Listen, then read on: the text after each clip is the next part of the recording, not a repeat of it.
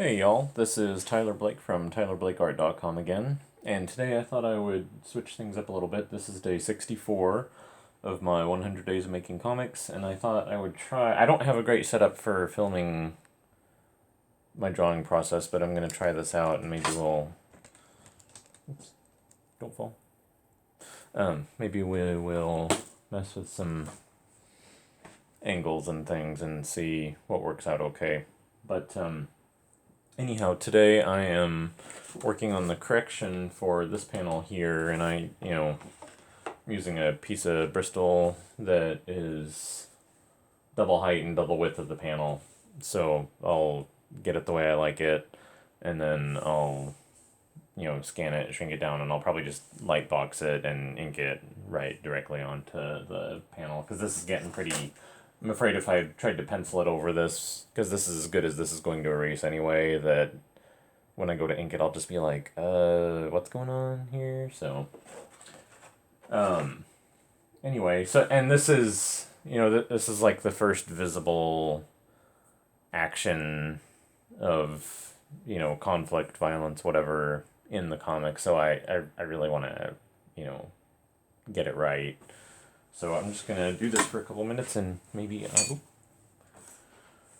I'll run my mouth while I do that. So the I don't think I have mentioned this on any of my previous 100 Days videos. When I started drawing seriously when I was about 11. But that's when I got like seriously interested in getting good at it. We moved up here to Washington from Texas, and I had a friend in Texas that was really into comics, and I was too, but we would like he had more access to comics because his parents bought them for him more often.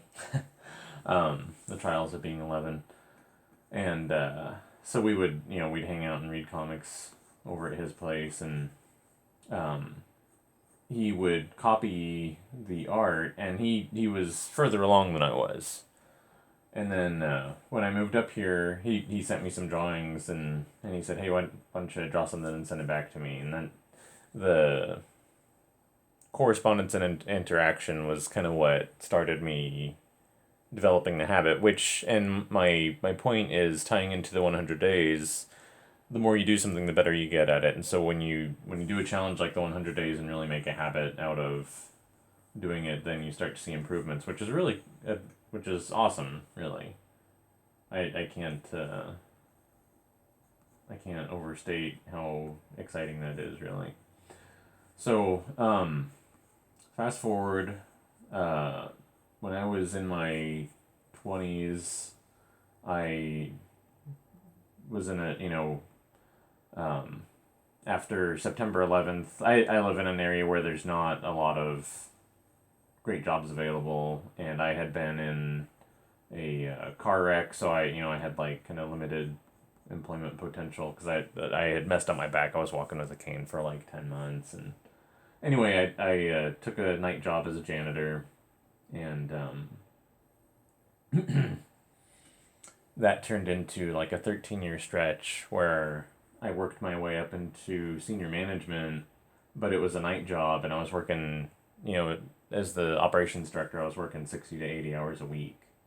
And I just, I was kind of a zombie, and it just kind of sapped my creative juice. So I kind of kept the creative spark alive a little bit. I would sketch a little bit here and there, and um, I have another side gig as a whip maker. Um, and that's kind of a repetitive action, but it's kind of technical, but it's kind of artistic too, and it's something that I could do like if I just wanted to veg out for a minute and watch a movie with my wife after work. I could do that with the TV on. I can't really draw with TV on. It's too visually distracting, so I don't like to do that. Um, so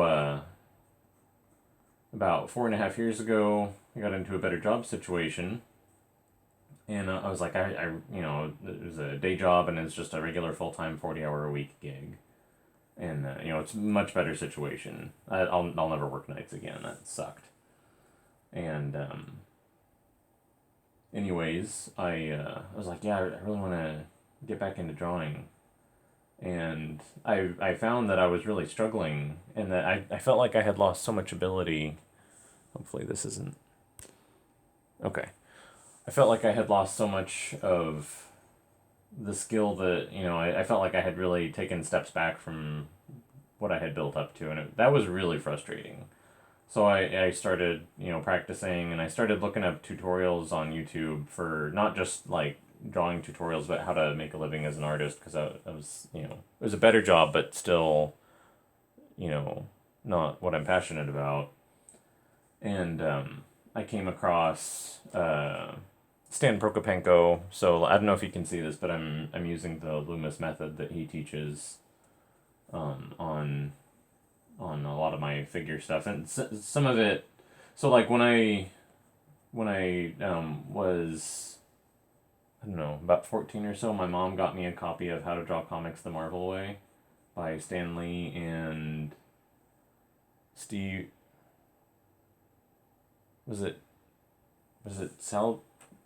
Was that Buscema or Ditko that did that with Stan Lee? I'm gonna have to check on that. But anyway, that was the book that got me to where I could start drawing from my imagination and not just copying what I saw in a comic book or a magazine or anything like that. And that was like that was such a huge, they you'll hear people talk about how you'll like ascend and plateau, and that was like climbing a cliff wall, getting to go from not being able to get what was in here on paper to actually being able to do that. And I mean, it didn't look great at the time, but just, being able to take that step was amazing for me at the time. So anyway, I started studying Stan Prokopenko's videos. I'm not in his premium course. I just, right now, I've always just used the free stuff that he has on YouTube, because his free resources are exceptional. Later on in the future, I am planning on signing up for his premium paid courses, and I would love to like really buckle down and become just like an anatomy and figure like absolute badass, but I need to pay off some other bills first.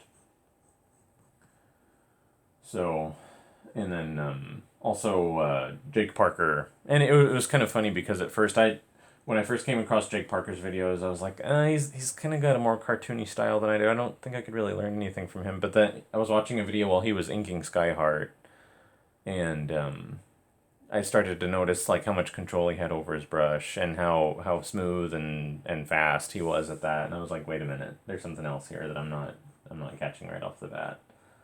And when let me kind of qualify that comment. When I say like I can't learn, I don't mean that like people who have a cartoony or a stylized style aren't good artists. That's not what I'm saying. I just mean that I strive for more of like a Frank Frazetta, Travis Charest, Bernie Wrightson vibe.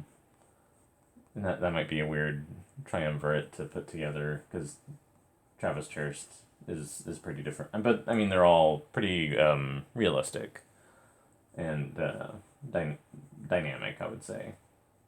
So anyway, I've always, kind of approached what I do with striving for a level of realism, even though it's, like it can be like wacky, way out there stuff, like a pirate riding a dinosaur, right? So anyway, I've probably run my mouth long enough. So that's kind of what I do.